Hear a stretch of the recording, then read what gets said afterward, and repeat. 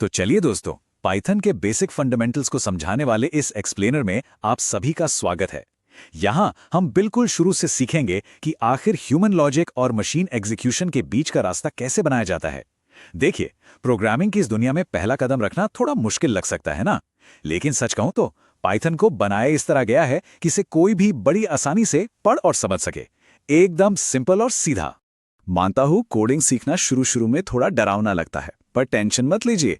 आज हम पाइथन को 5 आसान बिल्डिंग ब्लॉक्स में बांटेंगे। पहला, द पाइथन ट्रांसलेशन प्रोसेस। फिर स्टोरिंग डेटा विद वेरिएबल्स। तीसरा, ऑपरेटर्स एंड अरिथमेटिक लॉजिक। चौथा, डायरेक्टिंग द कंट्रोल फ्लो। और आखिर में सीक्वेंसेस एंड लूपिंग टास्क्स। बस ये 5 कदम और बेस तैयार। तो शुरू करते हैं हमारे पहले पॉइंट से, द पाइथन ट्रांसलेशन प्रोसेस। आखिर पाइथन काम कैसे करता है, ये समझने के लिए सबसे पहले ये जानना जरूरी है कि आखिर क्या चीज इसे इतनी वर्सेटाइल और दुनिया भर में सबसे ज्यादा यूज होने वाली भाषा बनाती है। सबसे बड़ा फैक्ट तो ये है कि पाइथन एक multipurpose high level programming language है। मतलब ये वेब डेवलपमेंट, डेटा साइंस और ऑटोमेशन जैसे रियल वर्ल्ड प्रॉब्लम्स को चुटकियों में सॉल्व कर सकती है। आपको पता है, स्पॉटिफाई और यूट्यूब जैसे बड़े प्लेटफॉर्म्स तक पाइथन पर ही चलते हैं, और मशीन लर्निंग प्रोजेक्ट्स में तो ये लिटरली नंबर 1 लैंग्वेज है। लेकिन सोचिए, इतने अलग अलग काम ये एक ही भाषा एक साथ कैसे कर लेती है। यहां जादू काम करता है। प्रोग्रामर्स को सरदर्द करने वाला मुश्किल मशीन कोड नहीं लिखना पड़ता। इसके बजाय पाइथन एक ट्रांसलेटर की तरह काम करता है। इस पाइपलाइन प्रोसेस में ये एक इंटरप्रेटर का इस्तेमाल करता है, जो हमारी आसान इंग्लिश जैसी भाषा में लिखे कोड को बाइट कोड में कन्वर्ट कर देता है, जिससे फिर एक वर्चुअल मशीन एग्जीक्यूट करती है। मतलब कोड को कंपाइल करने का लंबा चौड़ा झमेला नहीं, बस interpreter line by line machine को सब कुछ समझाता रहता है। कितना आसान है ना। चलिए, ट्रांसलेशन समझ आ गया तो आगे बढ़ते हैं हमारे दूसरे सेक्शन पर, स्टोरिंग डेटा विथ वेरिएबल्स। अब भाषा सीखनी है तो नाउन्स यानी संज्ञा तो आनी चाहिए ना। प्रोग्रामिंग में इसका सीधा सा मतलब है डेटा को स्टोर करना, जो हम वेरिएबल्स के जरिए करते हैं। इसे थोड़ा ऐसे सोचिए, वेरिएबल कंप्यूटर की मेमोरी में रखा एक लेबल्ड डब्बा है, एक बॉक्स जिसमें कोई खास जानकारी तब तक सुरक्षित रखी जाती है जब तक प्रोग्राम को उसे पढ़ने या बदलने की जरूरत ना पड़े। जैसे किसी इंसान की उम्र या किसी प्रोडक्ट का प्राइस। इसे बनाने के लिए बस उस डब्बे का एक नाम सोचना होता है और इक्वल टू साइन लगाकर उसमें कोई वैल्यू डाल देनी होती है। That's it. अब जरा इस टेबल को देखिए। अगर आप नए हैं तो ये आपके लिए एक मास्टर चीट शीट है। पाइथन अपने डेटा को अलग अलग कैटेगरीज में बांटता है। ये कुछ सबसे बेसिक डेटा टाइप्स हैं जो हर रोज काम आते हैं। स्ट्रिंग्स, जो हमारे टेक्स्ट वाले डेटा को कोट्स के अंदर लॉक रखते हैं। फिर इंटीजर्स, जो बिना डेसिमल वाले होल नंबर्स होते हैं। फ्लोट्स, जिनमें डेसिमल पॉइंट होता है। और बुलियंस, जो सीधे तौर पर सिर्फ ट्रू या फॉल्स वैल्यूज दिखाते हैं। लेकिन क्या हो अगर एक साथ बहुत सारा डेटा स्टोर करना हो? तब हमारे पास 2 मेन ऑप्शंस होते हैं, लिस्ट्स और टपल्स। देखिए, लिस्ट्स को इजीली मॉडिफाई किया जा सकता है, इसलिए इन्हें म्यूटेबल कहते हैं। पर टपल्स, वो बिल्कुल अनचेंजेबल होते हैं, यानी इम्यूटेबल। समझ लीजिए एक डिजिटल वॉल्ट की तरह, जिसे लॉक कर दिया गया हो ताकि गलती से भी डेटा बदल ना जाए। पहचाने कैसे? लिस्ट्स के लिए स्क्वायर ब्रैकेट्स लगते हैं और टपल्स के लिए पैरेंथेसिस।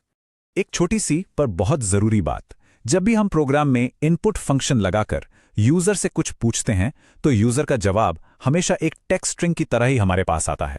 इसका मतलब, अगर उस डेटा पर कोई मैथ कैलकुलेशन करनी है ना, तो उस स्ट्रिंग को पहले हमें नंबर में कन्वर्ट करना पड़ेगा, जैसे इंट या फ्लोट फंक्शन का यूज करके।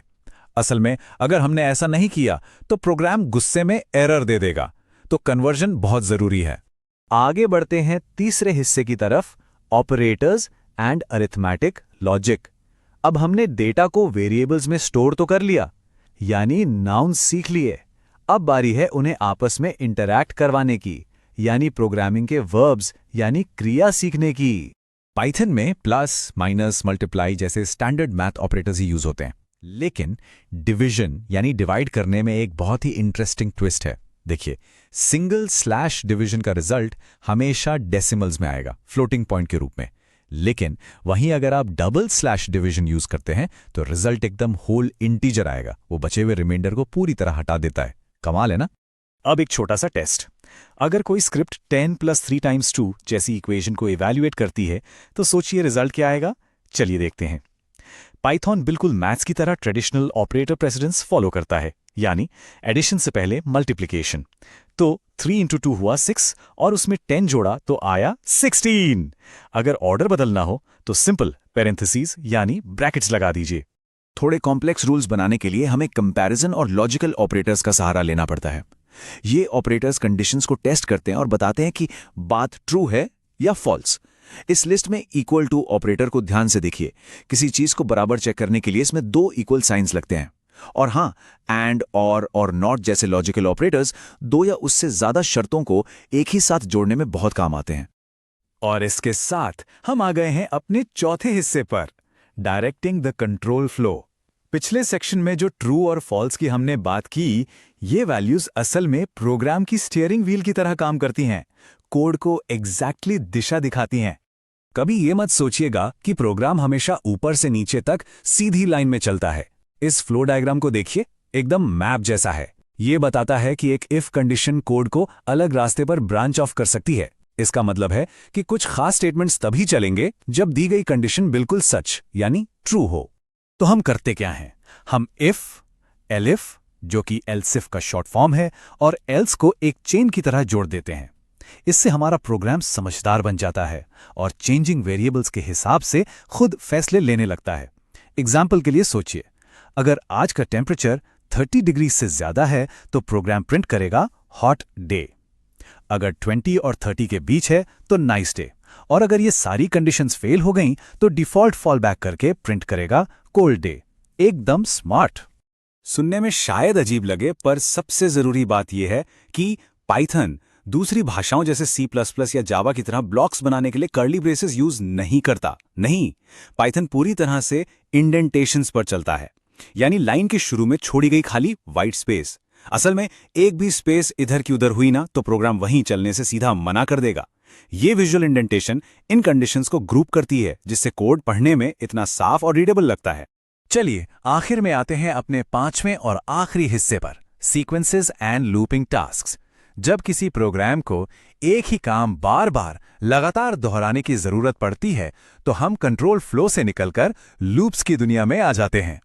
जरा सोचिए, अगर हमें स्क्रीन पर 1 मिलियन नंबर्स प्रिंट करने हो तो क्या हम 1 मिलियन लाइंस का कोड लिखेंगे? बिल्कुल नहीं, वो तो पागलपन होगा। यहीं आते हैं लूप्स, जो इस पहाड़ जैसे काम को चुटकियों में निपटा देते हैं। एक व्हाइल लूप किसी भी कोड ब्लॉक को तब तक चलाता रहता है जब तक दी गई कंडीशन ट्रू रहती है। इससे मैसिव टाइम तो बचता ही है, सिस्टम की मेमोरी भी बहुत अच्छी तरह ऑप्टिमाइज हो जाती है। वैसे बार बार रिपीट होने वाले टास्क के लिए हमारे पास व्हाइल और फॉर दोनों लूप्स होते हैं, पर दोनों में एक छोटा सा बड़ा ही इंटरेस्टिंग अंतर है। व्हाइल लूप में आपको एक लूप वेरिएबल डिक्लेयर करना पड़ता है और फिर खुद हाथों से उसकी वैल्यू बढ़ानी यानी मैन्युअली इंक्रीमेंट करनी पड़ती है। लेकिन दूसरी तरफ फॉर लूप ज्यादा स्मार्ट है, खासकर लिस्ट्स या किसी सीक्वेंस पर इटरेट करने के लिए लोग इसे ही पसंद करते हैं। वो आइटम प्रोग्रेशन ऑटोमेटिकली खुद मैनेज कर लेता है, जिससे आपका कोड ज्यादा छोटा और क्लीन बनता है। देखिए, पाइथन को सिर्फ कोड या सिंटैक्स का ढेर मत समझिए, ये उससे कहीं आगे एक जबरदस्त लॉजिकल ट्रांसलेशन टूल है। जब एक बार इन 5 बिल्डिंग ब्लॉक्स पर आपकी पकड़ मजबूत हो जाती है तो नए और इनोवेटिव सॉल्यूशंस बनाने की संभावनाएं अनंत हो जाती हैं। तो दोस्तों, हमारा ये एक्सप्लेनर यहीं खत्म होता है। अब जब आप इस लैंग्वेज के बेसिक समझ गए हैं तो एक सवाल छोड़कर जा रहा हूं आपके लिए। ऐसी कौन सी बोरिंग बार बार होने वाली रियल वर्ल्ड टास्क्स हैं जिन्हें बिगिनर्स आज इसी वक्त ऑटोमेट करना शुरू कर सकते हैं? सोचिएगा जरूर और अपनी कोडिंग जर्नी ऐसे ही एंजॉय करते रहिए।